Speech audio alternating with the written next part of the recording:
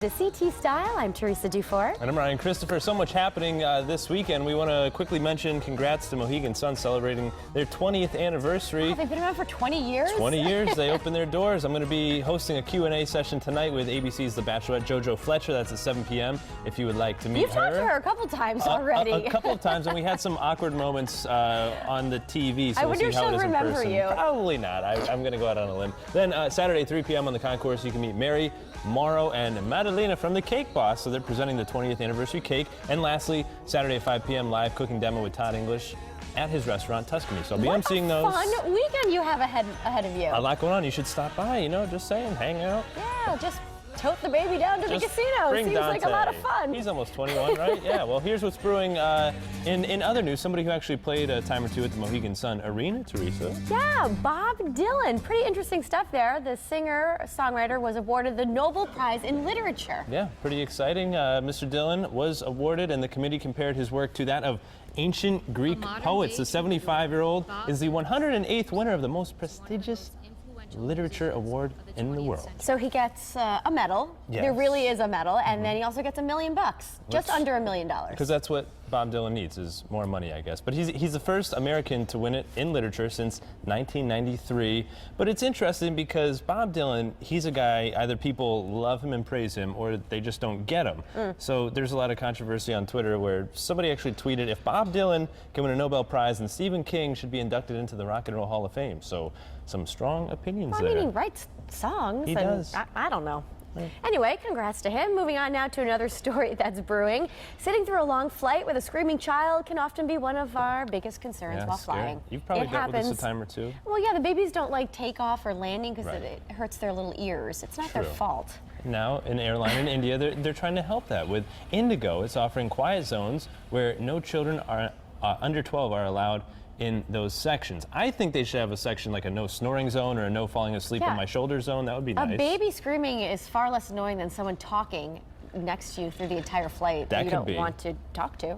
I hear you have experience with this, you and your brother. Oh yeah, right? We took the baby to Florida and my brother came along with us and he pretended not to know us. Peter did?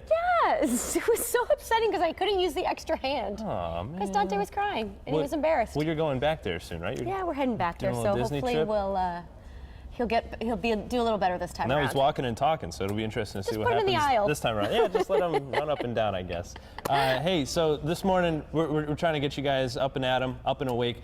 There's a new business in Washington, D.C. that hopes that you're feeling a little groggy throughout the day because according to the Washington Post, there's a place called Recharge, and it's charging $15 for a 20-minute nap. All right, it's not a bad idea. It's a windowless room downtown with curtains dividing the room into sleeping pods where you can catch a few Z's. That's cool. Now those sleep pods, dubbed cocoons, they allow nappers to crawl under a blanket and lie on a firm beanbag type bed that molds to your body. When your 20 minutes is up, a faint beep rather than a big loud alarm wakes you up. That would be nice to have here in the studio or something, right? You sleep on here often. I always find you on the white couch. All the time, yeah. Well, hey, wait, there you are. Come on, As guys. a matter of fact. Really? Really? Am I going to get a deduction of my paycheck here? Are you sleeping under your desk? Well, yeah, there's nowhere else to sleep here. I mean, we need a couch or a cot or something. Is that comfortable? Sort of. I mean, at least I had my little snuggle buddy there, my little doll.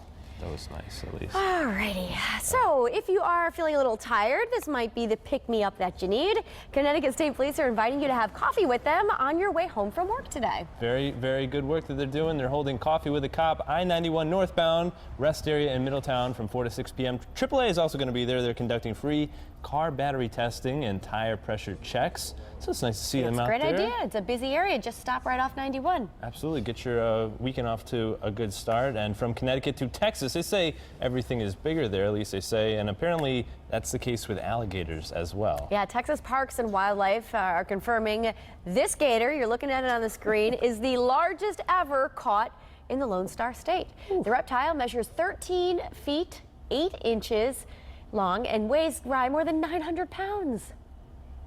This is the highlight of my career. This is a really big alligator. All right, buddy, way to go. I mean, I love that it looks guy. like a dinosaur almost, right? Something not even real. That thing is giant. Well, I think he could put that on his LinkedIn profile now, you know, saying that that's captured the largest career alligator highlight. Pretty cool stuff there. Yeah. Now we're going to transition from alligators to bike riding, but it's interesting. We're heading to Powder Ridge today, but when you hear Powder Ridge, Teresa, what do you think about? I think snow, of course, and Snow. skiing. Right, yeah, but that's not the case this fall, because actually now there are mountain bike races happening down there, as if the skiing and snowboarding wasn't enough adrenaline. So I headed on over there on 2 wheels, or in my case 3. Take a look.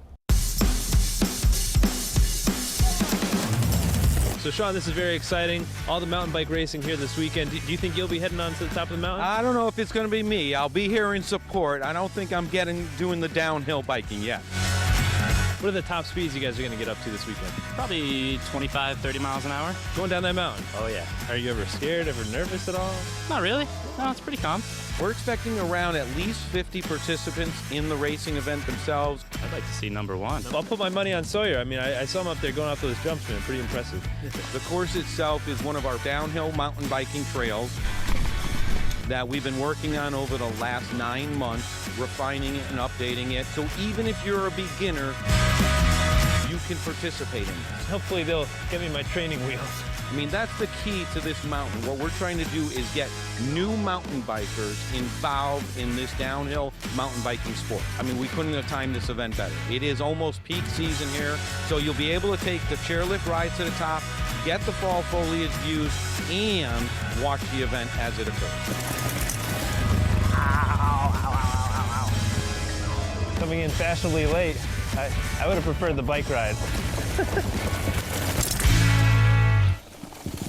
Did you injure yourself? Is that why you were on the quad? No, they didn't have enough bikes, so I figured I just rode the bike on the very bottom of the hill, and then we took the ATV down, so I'm still a little So sore. you bring your bike there. up on the ski lift? On the with ski you? lift, yeah, they have these little hooks that you hook your bike onto and you ride on up, and it's great because, you know, winter is just around the corner, and apparently they've doubled their snow guns this year, the number of snow guns. So we're gonna have a lot of trails open. More Great. this year, which is great. Fun day for you, right? Yeah, All right, coming up, we have a great show for you.